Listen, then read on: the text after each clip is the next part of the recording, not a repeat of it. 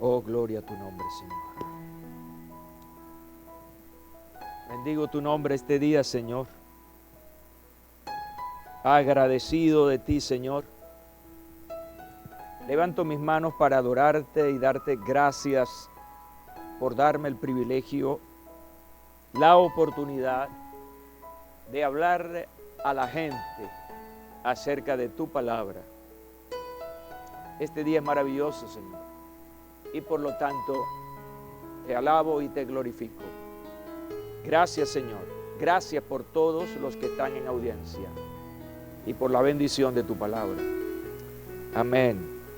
Aleluya. Gloria al Señor. Qué bueno es estar aquí este nuevo domingo para este nuevo encuentro con la palabra de Dios desde la sede Megatemplo del Centro Evangelístico Peniel, una iglesia para la ciudad desde Valencia, Venezuela. Su pastor José Hernández, conversando con ustedes durante los próximos minutos. Hoy es un día de alabanza, como debe ser todos nuestros días, y esta reunión de hoy es una reunión donde alabamos y adoramos al Señor Jesucristo. Así que quiero ahora que tengamos unos minutos para adorar al Señor junto a nuestro equipo de adoración y alabanza.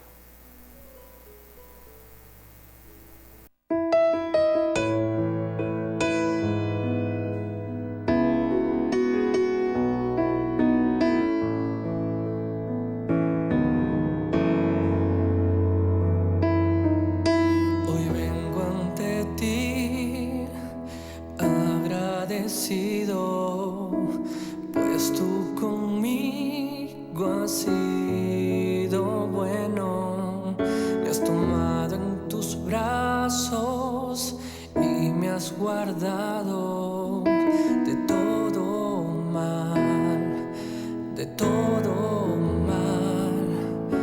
Hoy vengo ante ti agradecido, pues tú conmigo has sido bueno, me has tomado en tus brazos y me has guardado de todo mal, de todo mal. Yo te doy gracias por tu amor, yo te doy gracias por tu bondad, yo te doy gracias por tu perdón y por todo lo que has hecho en mí.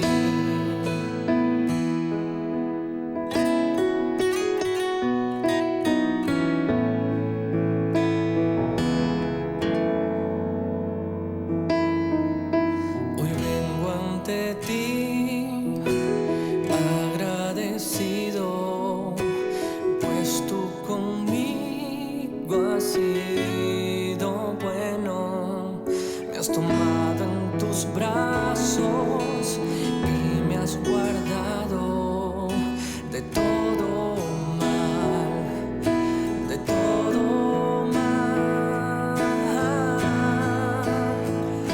Yo te doy gracias por tu amor, yo te doy gracias por tu bondad, yo te doy gracias por tu perdón y por todo lo que has hecho en mí. Yo te doy gracias por tu amor, yo te doy gracias por tu bondad, yo te doy gracias por tu perdón y por todo lo que has hecho en mí, y por todo lo que has hecho en mí, y por todo lo que has hecho en mí.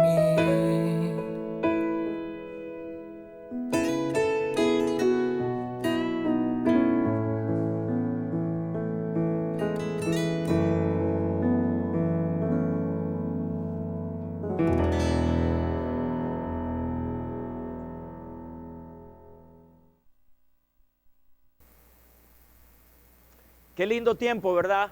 Después de cantar con nuestro ministerio, estos cantantes y músicos que han dispuesto su corazón para adorar al Señor y para guiarnos en este tiempo hermoso. Y yo estoy listo ahora para reanudar la conferencia del domingo pasado, una conferencia interesante que iniciamos y que he puesto por título una pregunta inquietante. ¿Y ahora qué? Es nuestra serie, pero nuestra conferencia se titula ¿Estás en medio de algo? ¿Y ahora qué?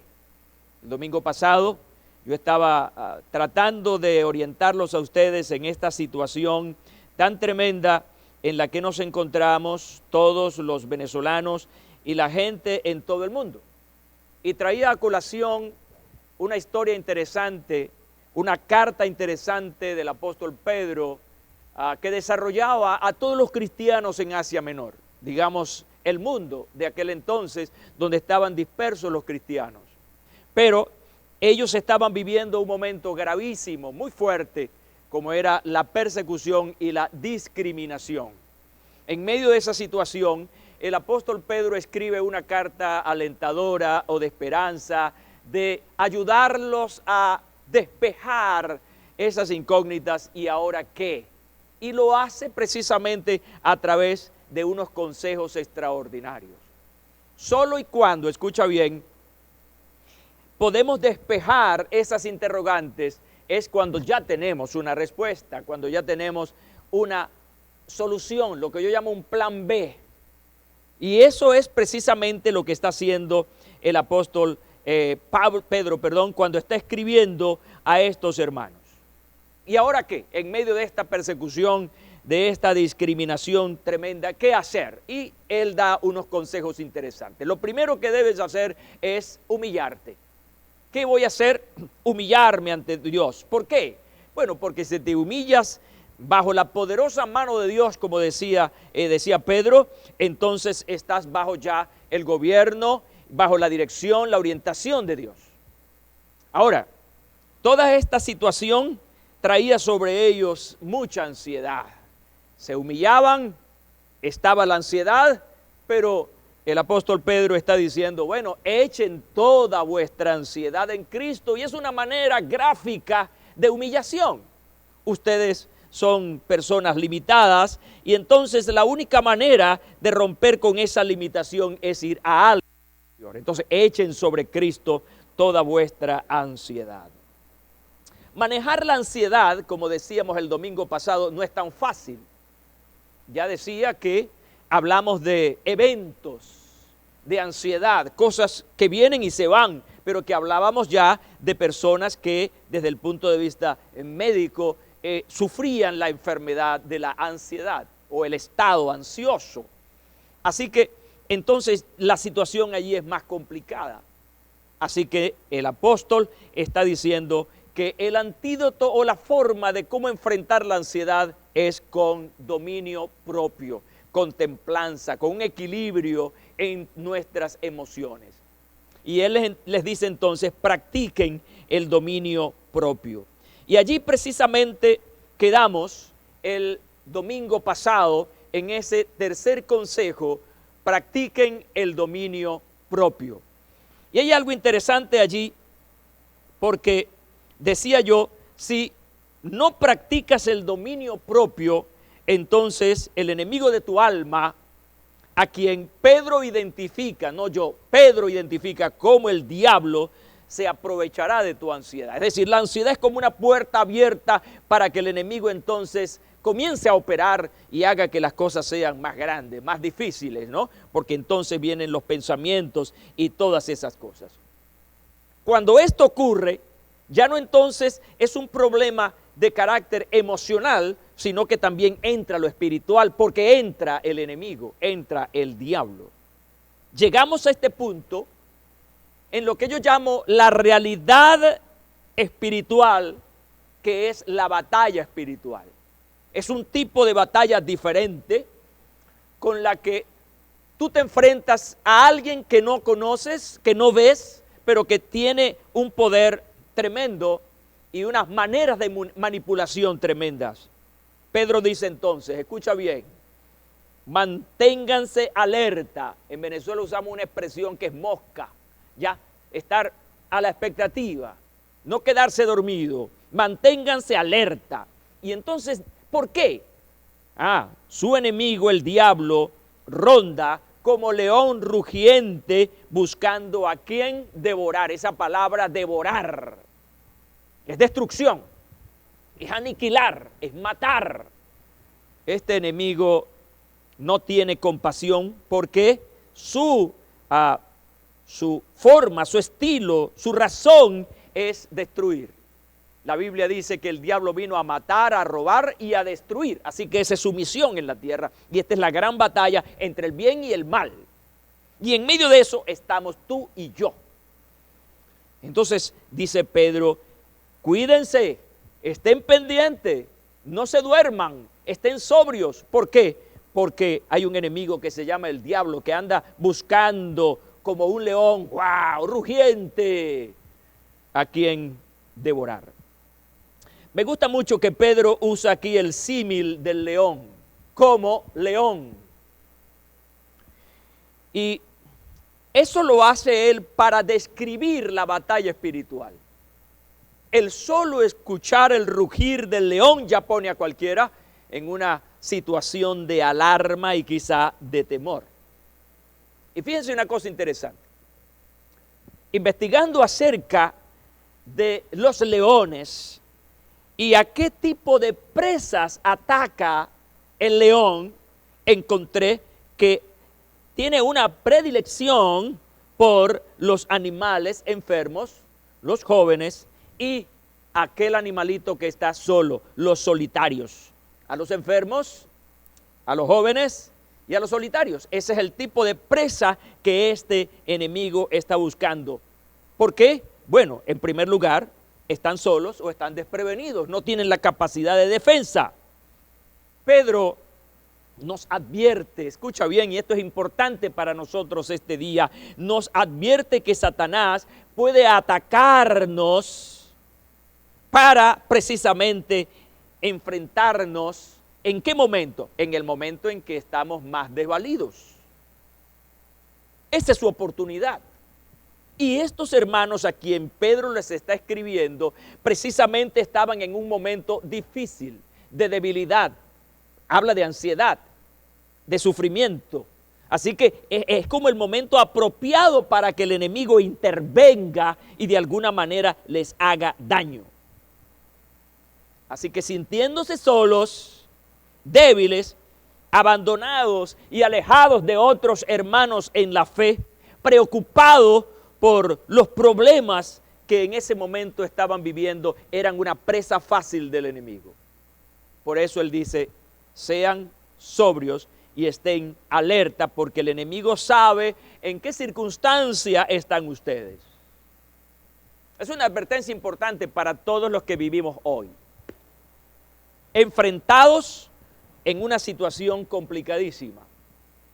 Estamos pendientes de resolver las cosas y de alguna manera están olvidando su relación con Dios. Están más pendientes de las cosas que de Dios. Y el enemigo sabe eso. Y él puede aprovecharlo para dirigir un gran y feroz ataque contra el individuo. ¿Cuántas personas, pensaba yo, cuántas personas han perdido la batalla contra la ansiedad en este difícil tiempo de pandemia? Ataque del león rugiente. Ahí está, tratando de buscar la oportunidad. Me gusta la expresión, sean sobrios, estén sobrios. Y es importante esta actitud, pues indica tener plena conciencia.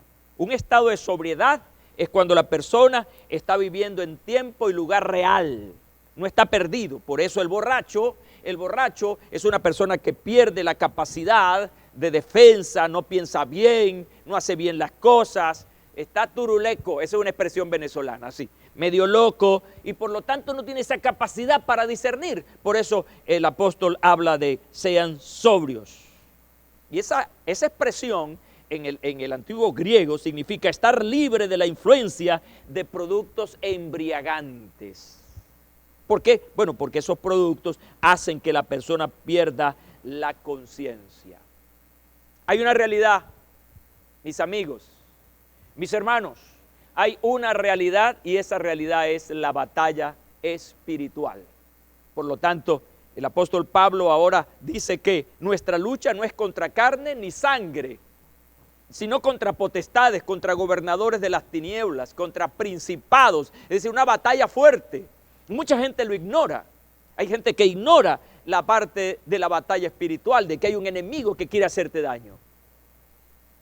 Por eso hoy nos pone en contexto el apóstol Pedro y nos dice, ¡epa! Estén pendientes, porque hay alguien que quiere hacerles daño. Ahora, hay varios aspectos aquí interesantes. Volvemos al principio. El apóstol Pedro está hablando de que nos humillemos. Está hablando acerca de la necesidad de que pongamos toda nuestra ansiedad en Cristo, pero también está hablando de que practiquemos el dominio propio. Y luego entonces entra en un cuarto consejo. Frente a esta gran pregunta, ¿y ahora qué? El apóstol Pedro está diciendo, resiste firme en la fe. Y esta expresión es muy importante. Resistir, resistencia. Esa palabra viene de dos palabras griegas antiguas. La palabra estar de pie en contra. Qué interesante, ¿verdad? Estar de pie y en contra. Son dos acciones interesantes que establece allí. Pedro entonces te dice que estés de pie en contra de Satanás, en contra del enemigo de tu alma. Satanás puede salir corriendo por la resistencia del creyente y bajo la autoridad por la que Jesús hizo en la cruz del Calvario. Es decir, no vas a resistir solo en tu fuerza, porque te las sabes todas, porque tú sabes mucho de Biblia, porque no es en tu fuerza. Él está hablando de resistir firme en la fe. No es la resistencia humana, es la resistencia en la fe. Y en esa fe a la que nos referimos es a la fe en Cristo, en el cual antes arriba hablábamos que comienza con la humillación, el reconocimiento de nuestras limitaciones y el elevar todo el poder y la gloria de Dios sobre nosotros. Sobre esto, otro apóstol, en este caso Santiago, está diciendo lo siguiente, fíjate bien. Someteos pues a Dios, número 1. Número 2, resistid al diablo y consecuencia o resultado y de vosotros huirá. Interesante, ¿verdad? Hay dos cosas que tenemos que hacer frente a este enemigo, frente a esta batalla espiritual. Someternos a Dios, es lo primero. Si Dios es con nosotros, ¿quién contra nosotros? Si tú estás con Dios, nadie va a poder contigo. Ahora, te sometes a Dios y entonces ese sometimiento a Dios te da la capacidad de resistencia. Así que la resistencia no está en mí, la resistencia está en que estoy sometido a Dios y Él me apoya, Él está conmigo en la situación más difícil. Ahora, escucha bien esto que es interesante. Fíjate que el diablo huirá si primero te sometes a Dios y segundo, si resistes. Así que te encuentras frente a un condicionante. ¿Qué significa eso? Que el diablo huirá si te sometes a Dios. Las promesas de Dios son maravillosas, son extraordinarias, pero cuando tú le metes el ojo, la lupa, como decimos, a esas promesas, te vas a encontrar que son promesas que están condicionadas. Dios te bendice si haces esto. Entonces aquí Él está diciendo que este diablo, este demonio va a huir a menos que te sometas a Dios. Yo quiero hoy, desde mi corazón, decirles que es necesario, que no puede haber otro por encima del Señor, que hay que someterse a Dios. ¿Qué es someterse a Dios? Es obediencia, es tomar en cuenta lo que Él está diciendo como modo de vida, como conducta. Hay gente que está haciendo el mal y quieren que Dios los apoye. Hay gente que está desobedeciendo a Dios y quiere las bendiciones de Dios. En estos días escuchaba a alguien, a una organización criminal colombiana, que mezclaban la parte religiosa con sus crímenes, o con el contrabando, con el narcotráfico. Y antes de hacer cualquier trabajo, estos sicarios iban a un templo, a una virgen, y allí le decían a esta virgen que los ayudara en su trabajo, un trabajo del mal. ¿Cómo una persona pretende que Dios lo ayude haciendo el mal? No, es sometiéndote a Él, es viendo su palabra, siguiendo el guión que Él quiere que tú, como un buen actor, sigas adelante en esta vida. Haz el bien, haz el bien, y Dios estará contigo todos los días. Quiero enseñarles algo que a mí en lo particular me edificó y me ayudó mucho mientras investigaba para esta conferencia. Hay un autor de apellido Ehrberg, y él escribía esto interesante: las Escrituras exhorta a los creyentes a huir, escucha bien, a huir de diversos males, como dice él, la fornicación, 1 Corintios 6, 18, la idolatría, 1 Corintios 10, 14, y el amor al dinero, 1 Timoteo 6, 11. De las pasiones juveniles, como le escribía Pablo a Timoteo en su segunda carta 2:22, pero dice él, en ningún lugar se les dice que huyan del diablo. Eso sería un esfuerzo inútil, concluye Ehrberg. Entonces, ¿qué encontramos aquí? Hay cosas que debes apartarte de ellas. Hay cosas de las que tienes que huir. Pero hay algo a quien tienes que enfrentar. Hay alguien a quien tienes que enfrentar. Es inevitable, es ineludible, porque el tentador siempre estará allí. Entonces viene la confrontación y no puedes salir corriendo. Si sales corriendo, le estás dando la victoria al enemigo. Tienes que enfrentarlo. ¿Cómo lo vas a enfrentar? Sometiéndote a Dios, estando bajo la cobertura y el cuidado de Dios. Entonces dice Pedro, al cual resistid firmes en la fe. Como un creyente, y lo estoy hablando como pastor, con conocimiento propio, como un creyente que hoy está y mañana no está, como decimos criollamente, que hoy es evangélico y mañana no lo es, va a vencer al enemigo, si no se está sometiendo a Dios, si no está viviendo en la fe, tiene la fe como un juego.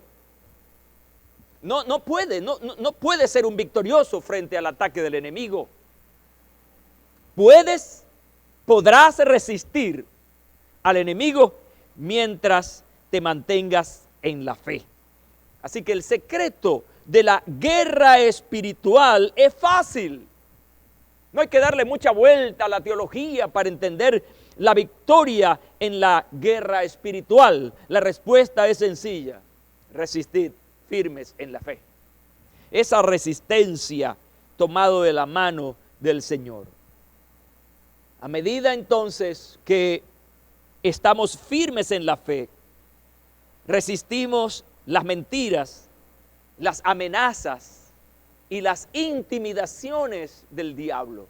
Ese juego satánico que hace para desviar a las personas solamente puede ser destrabado cuando estamos sometidos al Señor. Estos consejos que Pedro está dando a estos hermanos y que hoy aplican para nosotros en nuestro tiempo, porque la palabra de Dios tiene esa capacidad de vigencia, nos ayuda también a nosotros. Lo está haciendo Pedro para despejar esos temores y esas grandes dudas frente a esa confrontación. La gran pregunta, ¿y ahora qué? Aquí tenemos otro consejo. Ahora debes saber que no estás solo. Tienes que saber que el Señor está contigo. Tienes que saber que Él te acompaña, que ha dejado al Espíritu Santo para consolarte y animarte. Pero te voy a decir una cosa, así como el Espíritu Santo está con nosotros, también necesitamos de nuestros hermanos. Y saber de la condición de nuestros hermanos y apoyarnos en nuestros hermanos.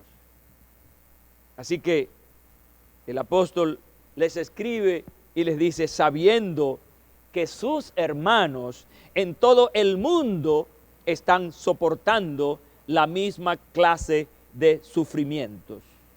Hay dos cosas interesantes en estas palabras. Número uno, tenemos hermanos en la fe en todas partes. Tú no eres un huérfano o una huérfana, tú tienes una familia, qué lindo.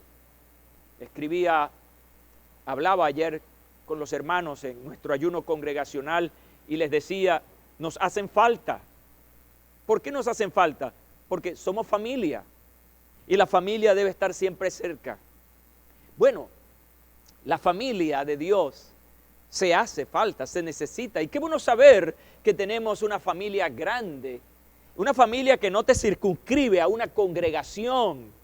Es una familia que va más allá de la congregación a la que tú perteneces. Hay muchos hermanos en la fe y en todo el mundo. Primero es eso, saber que somos una gran familia y que somos hermanos de muchas personas. Pero lo otro también importante que se ve aquí es que en este caso particular, así como ellos estaban sufriendo, debían saber que todos sus hermanos también estaban en la misma situación. Es decir, el sufrimiento en este caso no era para unos y para otros no. Realmente está diciendo el apóstol Pedro que sus hermanos en todo el mundo están soportando la misma clase de sufrimiento. Cuando comenzó esta cuarentena y tuvimos que suprimir los servicios en las sedes, comencé a inquietarme, debo confesar que comencé a inquietarme y frente a ese panorama me preguntaba, ¿y ahora qué? Esto es un cambio radical. ¿Saben por qué? Porque esta es una experiencia inédita. Hay situaciones que porque ya han pasado, hemos adquirido experiencia y tenemos la respuesta, pero a lo nuevo no le tenemos respuesta. Por eso yo me preguntaba, ¿y ahora qué? Y mientras más y más pensaba en eso, entonces racionalicé. Comencé a pensar desde la perspectiva de mi razón y me dije a mí mismo, el CEP no es la única iglesia que ha cerrado sus templos. Me decía, no soy el único pastor que está en esta situación. Somos todos los pastores de Valencia, de Venezuela y de casi todo el planeta que estamos en lo mismo. Cuando racionalicé eso, entonces me trajo paz, porque entendí finalmente que no era el único. Yo aconsejo a las personas que cuando están pasando por una crisis difícil, traten de romper esa cárcel personal y comenzar a ver a los lados y a ver a otras personas. Por experiencia se los digo. Cuando está uno en una crisis de enfermedad, por ejemplo, uno cree que es el único que sufre de ese mal o que está en esa situación. Pero entonces cuando comienzas a pensar de una manera más amplia, te das cuenta que otros están peor que tú, u otros están viviendo lo mismo que tú y están batallando, están enfrentando la cosa. Eso trae un poco de consuelo y trae un poco de confort en saber que no eres el único que estás viviendo esa situación. Por esta razón, es casi común en todos que cuando pasan por una crisis creen que son los únicos que la están viviendo. Pedro motiva a los hermanos haciéndoles saber que sus hermanos en todo el mundo, fíjense cómo lo dice, en todo el mundo están en la misma situación, cuya experiencia, dice otra versión, no es extraña, sino muy común. En otras palabras, estaban viviendo lo mismo. Ahora, es importante que en estas palabras que tenemos aquí, consideremos la palabra sufrimientos.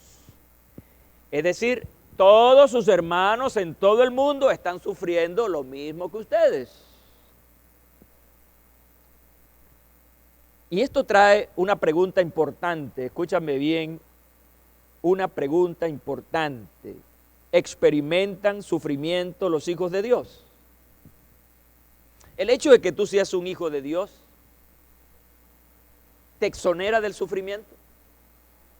Es una pregunta que raya en lo teológico. ¿Sí? Porque algunos creen que no. Algunos creen que por ser hijos de Dios, viven en una teología que yo llamo la teología del total bienestar. Esta es la teología a ultranza de la prosperidad. Y digo ultranza porque hay una prosperidad teológica equilibrada y bíblica, pero algunos le han puesto un poquito más. Por eso la llamo una teología a ultranza de la prosperidad. Cuando pensaba en esto, me topé con un artículo interesante del cual extraje algo que quiero compartir con ustedes hoy. En tiempos de COVID-19, un elemento maligno se ha añadido. El daño que ha hecho la teología de la prosperidad a muchos creyentes, silenciando el sufrimiento. Los maestros del falso evangelio de la prosperidad enseñaron a sus feligreses a construir sueños y proyectos de cristal en una tierra estéril. No pensaban en el cielo, sino en hacer de la tierra un paraíso. Y esto realmente debe llevarnos a los pastores, a los que enseñamos la palabra de Dios, a ser bibliocéntricos, a poner nuestra mirada en el pasaje y no ver un solo pasaje. Jesús claramente lo expuso: en el mundo tendrán sufrimientos. Y les dijo entonces: pero confíen en mí, yo he vencido al mundo. El ser un cristiano, escúchame bien, no te exonera del sufrimiento, ni de la enfermedad, ni de la muerte. Está establecido para todos que muramos una sola vez, dice el autor a los Hebreos, y después de esto, el juicio. Así que estamos en un mundo, en un sistema natural, humano, donde enfrentamos diferentes cosas, y por eso es que necesitamos de la intervención divina. Jesús decía a sus discípulos: sin mí nada pueden hacer. Y esto es un llamado de atención a saber que vamos a tener conflictos, vamos a enfrentar enfermedades. A veces uno piensa: ¿por qué este hombre de Dios, esa gran mujer de Dios, fiel, etcétera, murió de cáncer? ¿Por qué este gran predicador viajando en un avión se estrelló y murió? Y esas preguntas vienen, asaltan la mente. Pero entonces tenemos que ir a la palabra de Dios y tenemos que ir a Dios, quien es quien designa nuestro futuro. Si tú estás en las manos de Dios, entonces pues estarás seguro en lo que Dios quiera determinar para ti. Y si el enemigo quiere sacar partida de eso, entonces, o partido, entonces tenemos la palabra, la manera de cómo resistir a ese enemigo. De manera que el tema del sufrimiento debes verlo desde una perspectiva didáctica. Mira lo que decía Lutero, el gran reformador: a menos que vivas la experiencia del sufrimiento, no puedes saber lo que significa tener esperanza. Qué lindo esta expresión. Voy a repetirla porque quiero que la anoten, por favor. A menos que vivas la experiencia del sufrimiento, no puedes saber lo que significa tener esperanza. Creo que aprender para valorar, pero además para consolar a otros que sufren. O sea, lo didáctico aquí es: sufrí, aprendí, crecí y estoy en capacidad de ayudar a otros. Nadie va a tener tanto poder, escucha bien, tanto poder de consuelo como aquel que ha pasado por aquello que trata de consolar en otra persona. Es un trabalengua, pero espero que me capten. Alguien que ha vivido algo difícil puede ayudar a alguien que está viviendo eso mismo que fue difícil. ¿Por qué? Porque habla desde la experiencia del corazón y va a añadir, como decía Lutero, hay un agregado importante, como decía Lutero aquí, es que va a transmitir esperanza porque está viviendo, está escuchando a alguien que vivió eso. Por eso es que esas personas, esos speakers, esos habladores que han vivido una experiencia personal han tenido tanto éxito, porque están hablando de lo que ellos vivieron. Algunos muy honestos, otros un poquito exagerados, pero tienen una gran cantidad de seguidores porque esos seguidores necesitan escuchar algo que los identifique y que los ayude. No estamos solos. Ese consejo importante que decía el apóstol Pedro: no estamos solos. En el mundo tenemos hermanos que están viviendo la misma situación. ¿Y ahora qué? Ahora que terminarás este proceso siendo superior. Estás en medio de todo y te preguntas, bueno, ¿y cómo va a terminar esto? Cuando el apóstol Pedro señala esto, es que nos está llevando paso a paso estas instrucciones que está dejando en esta enseñanza, y lo cual está colocando de manera definitiva que vas a terminar esta o cualquier crisis en otro nivel de vida. Hay personas que han fracasado antes de cantar la victoria. Hubo casos, por ejemplo, escuchen bien, hubo casos durante la Segunda Guerra Mundial que trajo una tremenda depresión económica, que se suicidaron, tomaron la radical decisión de quitarse la vida. Y unos meses después se declaró el fin de la guerra. Qué triste, ¿verdad? Si hubiesen esperado un poco más, si hubiesen resistido un poco más, esa persona no terminó bien. Lamentablemente, no terminó bien. Estamos en una crisis, estamos en una situación y esperamos terminar esta crisis, salir de esto. La pregunta es, ¿cómo vamos a terminar? La idea en toda carrera es terminar bien. Los pastores tenemos el deseo, la ambición, dígame esa palabra, el deseo de terminar bien nuestra carrera, como la terminó el apóstol Pablo. Mi carrera ha terminado, decía Pablo, ahora lo que viene es mi corona. Yo como pastor aspiro a terminar bien mi carrera, sin traiciones, sin renuncias, sin infidelidades.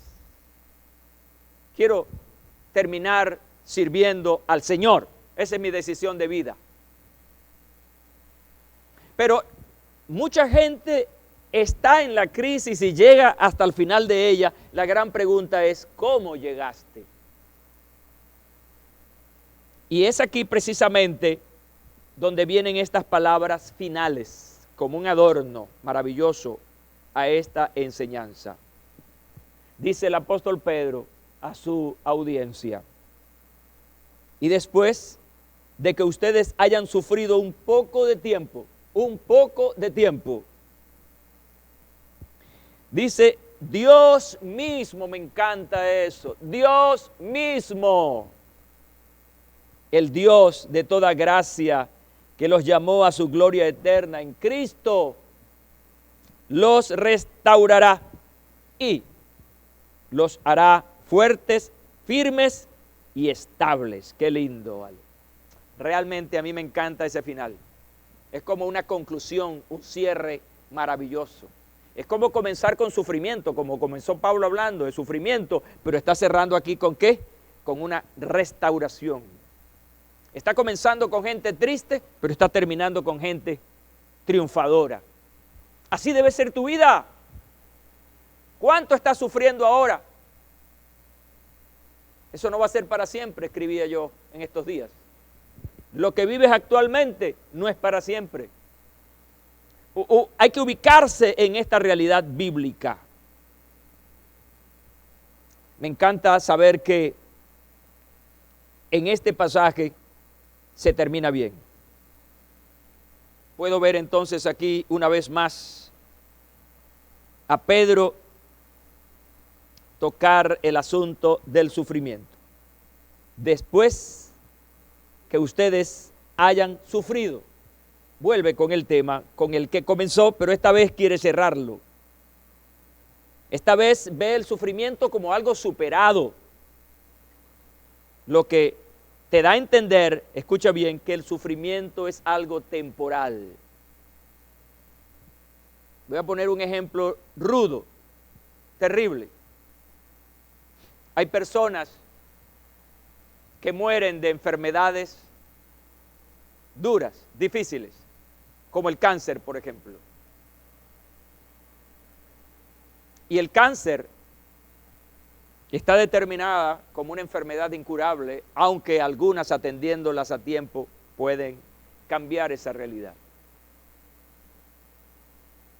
Y sufren por X cantidad de tiempo, pero al final, ¿qué va a pasar? No en todos los casos, pero sí en algunos, la persona muere. Y al morir, ¿qué pasa? Yo he escuchado la expresión de algunos familiares que dicen, sí, gracias por las palabras, al fin mi papá, mi hermano X descansó. No sé si han escuchado esa expresión. ¿Qué quiere decir con eso? Bueno, que la muerte pone el final al sufrimiento físico. Lo que quiero decir con esto es que el sufrimiento, desde algún punto de vista, es temporal. ¿Por qué? Mira cómo lo dice. Y después de que ustedes hayan sufrido un poco de tiempo. Para Pedro, ese sufrimiento tenía caducidad. Iba a llegar a un final por un poco de tiempo. Esto no es para siempre. Jesús mismo habló a sus discípulos, por tanto a ti y a mí, de aflicciones, pero también habló de victoria. Tendrán aflicciones en el mundo, pero yo he vencido al mundo. Lo que significa entonces el final de un sufrimiento. La nueva traducción viviente lo dice así. Aquí en el mundo tendrán muchas pruebas y tristezas, pero anímense, yo he vencido al mundo, establece el Señor Jesús. Y esta fue la frase que guindé en mi espacio en WhatsApp. Anímate y no creas que lo que ahora sufres vino para quedarse. Esta palabra está enfocada en las palabras del apóstol Pedro, por un poco de tiempo. Quiero que valores esto, porque mi intención y mi propósito hoy en esta conferencia, que es la continuación del domingo pasado, es animarte que tienes opciones ante esa pregunta, ¿y ahora qué? Y quiero que valores esto, por favor. Pedro dice, Dios mismo. Ya les había dicho que esa frase me gusta. Dios mismo. El Dios de toda gracia que te llamó a su gloria eterna en Cristo. Estás aquí, escucha bien. Estás aquí y ahora porque el mismo Dios te llamó. Y llamar, escucha bien, llamar tiene un sublime significado de que Dios, Padre, Hijo y Espíritu Santo, la santidad completa, se ocupe en llamar, en rescatar, en redimir a gente pecadora como tú y como yo, es algo verdaderamente sublime. No todos los que oyen la palabra en los tiempos de Jesús comprendieron lo que él intentaba decir. Cuando Jesús hablaba, habían cientos de personas, miles de personas escuchándole. Todos le escuchaban, mas no todos comprendían lo que Jesús quería decir. Piensa ahora en ti. Si bien toda la multitud escuchó exactamente las mismas palabras que tú, no todos reaccionaron de la misma manera al mensaje de Cristo. Yo creo que no todos los que están en mi audiencia reaccionarán de la misma manera a esta palabra. Lamentablemente es así. Algunos criticarán, algunos dirán, eso no es así. Otros sencillamente dirán, esa es palabra de Dios y me está bendiciendo y está sanando mi corazón y me está guiando. En fin, así pasó cuando Cristo predicaba. No todos los miles que le escucharon cuando multiplicó los panes y los peces creyeron en él, entendieron su palabra. Algunos simplemente no oyeron aquel llamado. Gracias a Dios que tú y yo sí lo oímos y decidimos responder al Señor entregándole nuestra vida. Por eso Santiago dice, no seas un oidor de la palabra de Dios, sé un hacedor. Así que estamos en el dilema, frente al dilema, oidor o hacedor. Para recibir las bendiciones del Señor, tienes que ser un hacedor. Tienes que darle poder a la palabra. Hacer que esa palabra se haga una realidad en tu vida. Siéntete bendecido por obedecer al llamado a la salvación. Vive y disfruta esa eterna bendición que es gratuita. La respuesta, mis hermanos, cepistas y todos los que están en audiencia, mis hermanos todos en la fe, la pregunta que viene a continuación es, ¿cuál es el resultado que espera el apóstol Pedro si enfrentas esta o cualquier otra crisis considerando su consejo? La respuesta es que lo que espera él es que el resultado consista en que salgas de esta situación restaurado. Sí, Señor. Renovado. Lo cual entonces te daría una capacidad importante que te hará fuerte, firme y estable. He estado hablando que este tiempo, este trance, va a revelar, va a demostrar mucho acerca de las personas. Lo que verdaderamente está dentro va a salir. Incluso de pastores e iglesias. Esta situación va a revelar realmente lo que somos. Pues en las situaciones extremas y difíciles de la vida es donde realmente se prueba la fe. La pregunta para el cierre de la conferencia de hoy es, ¿cómo terminarás esta crisis? Piensa, personalízalo. ¿Cómo voy a terminar esta crisis? ¿Hasta cuándo será? ¿Y cómo la voy a terminar?